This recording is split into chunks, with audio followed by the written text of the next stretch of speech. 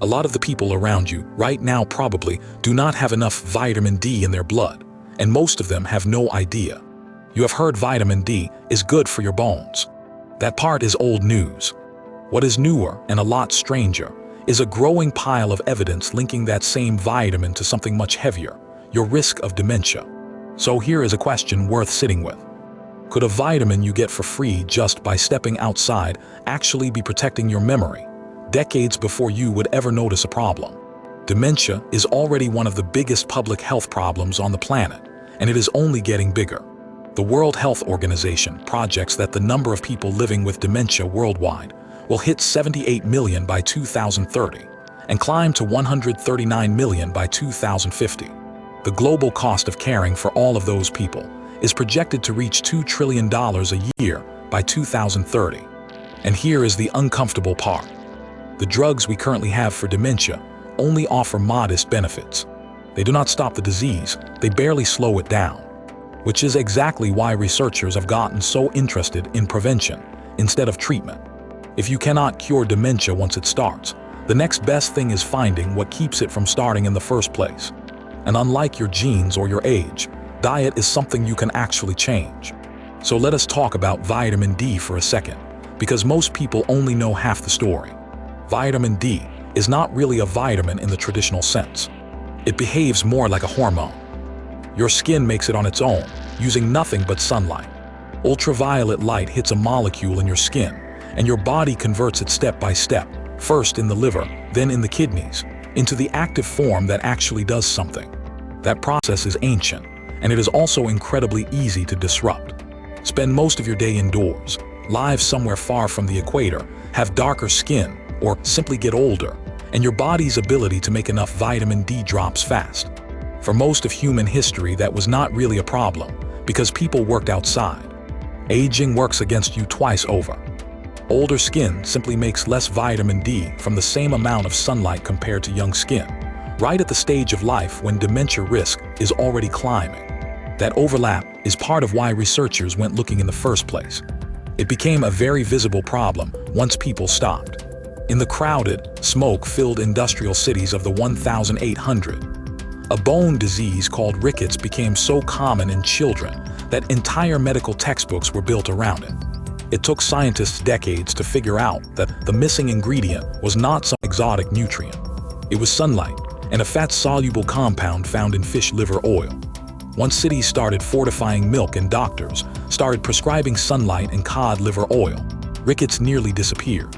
The scientists who cracked the mystery in the 1920s did it partly by feeding rachitic dogs different diets under different lighting, and partly by chemists isolating the exact compound in cod liver oil responsible for the cure. They called it vitamin D simply because it was the fourth vitamin discovered in that era, following A, B, and C. Vitamin D even got its own nickname because of all this, the sunshine vitamin. It is a strange nickname for something your body treats less like food and more like a hormone factory switched on by light. Bones were not even the only place scientists had already started poking around. Around the same time, researchers were connecting low sunlight exposure to seasonal dips in mood. Vitamin D's reputation was quietly expanding past the skeleton into the nervous system. For most of the 20th century, the bone story was still the headline. Vitamin D fixes rickets. Vitamin D keeps bones strong, case mostly closed, or so it seemed. Why would a vitamin whose entire reputation is built on bone health end up being investigated for something as different as memory and dementia? The answer starts in a place you would not expect, not your skeleton but your skull. Scientists went looking for vitamin D receptors throughout the body, expecting to find them mostly where calcium gets used, in bones, intestines, kidneys. Instead, they found them scattered across the brain, including in the hippocampus, the exact region responsible for forming and storing memories. That single discovery changed the conversation completely. If your brain has machinery specifically built to respond to vitamin D, then vitamin D is probably doing something in your brain. Once researchers actually started looking, the early results were dramatic. Study after study found that people with low vitamin D had a much higher rate of both Alzheimer's disease and vascular dementia. But then, just as the story seemed settled, other studies came back and found nothing. No meaningful link at all. For years, that left the field stuck in an awkward place. Enough alarming results to keep the question alive. Enough contradictory results to keep anyone from being sure. Some of that mess came down to messy science. Different studies measured vitamin D differently, some with cheap blood tests, some with far more precise lab equipment. Some tracked people for years before dementia showed up. Others just took a single snapshot in time and compared groups, a much weaker kind of evidence. Sample sizes varied wildly too, from a couple hundred people in one study to tens of thousands in another. Put a pile of studies like that side by side, and of course the picture looks blurry. Even something as simple as the time of year you happen to get a blood test can shift your measured vitamin D level, since your body makes more of it in summer sunlight than in winter. Careful studies have to adjust for that seasonal swing, or risk comparing apples to oranges without realizing it. For doctors trying to give patients real advice, and for anyone just trying to decide whether a vitamin D supplement is worth taking, that kind of scientific whiplash is exhausting. One year the headlines say vitamin D protects your brain. The next year, another headline says it does nothing at all. Dementia researchers have been here before with other nutrients. Diet in general keeps showing up as one of the more promising angles for protecting the aging brain, alongside exercise, sleep, and managing blood pressure. What makes vitamin D interesting is how plausible the biology actually is. It is not just correlation looking for an excuse. In lab studies, vitamin D appears to help clear out amyloid, the sticky protein buildup that has become one of the hallmarks of Alzheimer's disease. It also seems to calm down chronic inflammation in the brain and support the small blood vessels that keep brain tissue supplied with oxygen and nutrients. None of that proves cause and effect on its own, but it gave researchers a reason to keep digging instead of writing the whole idea off. Vitamin D also appears to play a role in clearing out tau, another protein that tangles up inside neurons as dementia progresses, and in supporting the metabolic processes brain cells rely on to stay healthy as they age. With that many scattered, contradictory studies floating around, what the field actually needed was not one more single study. It needed someone to gather all of them together and look for the pattern hiding underneath the noise. That is exactly what a team of researchers, led by Yaping Huang at Peking University Shaogang Hospital, set out to do. They pulled together 22 separate observational studies, spanning research published between 2014 and 2024 from Europe, Asia, and North America. Study quality was not an afterthought either.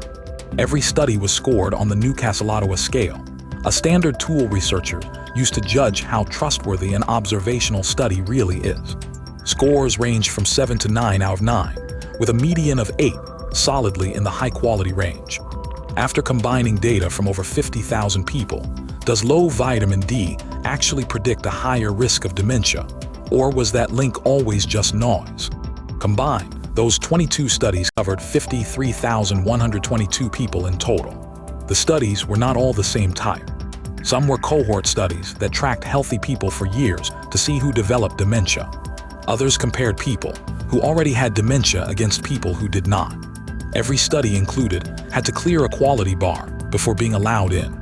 Here is what they found.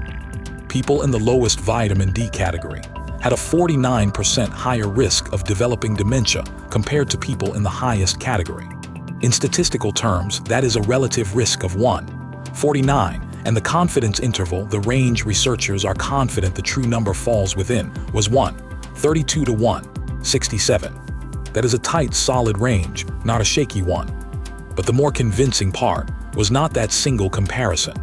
It was what happened when they checked for a dose-response relationship, meaning does the risk change gradually as vitamin D levels change gradually, not just at the extremes. It did. For every 10 nanomoles per liter increase in blood vitamin D, dementia risk dropped by about 1.2% in a straight line, with no leveling off and no reversal anywhere along the curve. A straight, consistent dose-response line like that is exactly the kind of pattern that makes scientists take an association more seriously. Random noise does not usually organize itself that neatly. Now 1.2% per 10 units sounds small, and for any single person it basically is. That is not the kind of number that should send anyone rushing to megadose supplements. But vitamin D deficiency is common, not rare. and the researchers calculated that shifting an entire population from deficient levels up into a sufficient range could translate into something like a 6 to 6% drop in dementia risk across that population. Applied across millions of people, that stops looking small. The strength of the link also was not uniform everywhere. Asian populations in the analysis showed the steepest association, more than double the risk in the low vitamin D group. European and North American studies showed a more moderate relationship. Case control studies showed a stronger link than long-running cohort studies, and the researchers were upfront that recall bias, people with dementia or their families remembering things differently, could be inflating that particular number. And here is the part the researchers themselves kept emphasizing. This is still an analysis built entirely from observational studies. It can find a pattern. It cannot prove that low vitamin D causes dementia. It is entirely possible that something else drives both numbers at once. General frailty, less time spent outdoors, a worse diet overall. Any of those could lower vitamin D and raise dementia risk independently, without one causing the other. The only way to really settle that question is a randomized controlled trial, where researchers actually assign some people to take vitamin D and others not, then wait and see. Those trials are still ongoing, and the results so far have been mixed. So where does that leave things? Vitamin D is not a proven cure or prevention for dementia, and nobody studying this is claiming that it is. But getting enough of it, through sunlight, through food, or through a supplement if you are genuinely deficient, is already good advice for your bones and your immune system. This research adds your brain to that list of reasons. The study, Association of Vitamin D with Risk of Dementia, a dose-response meta-analysis of observational studies, was led by Huang and colleagues at Peking University Shaogang Hospital and published in Frontiers in Neurology.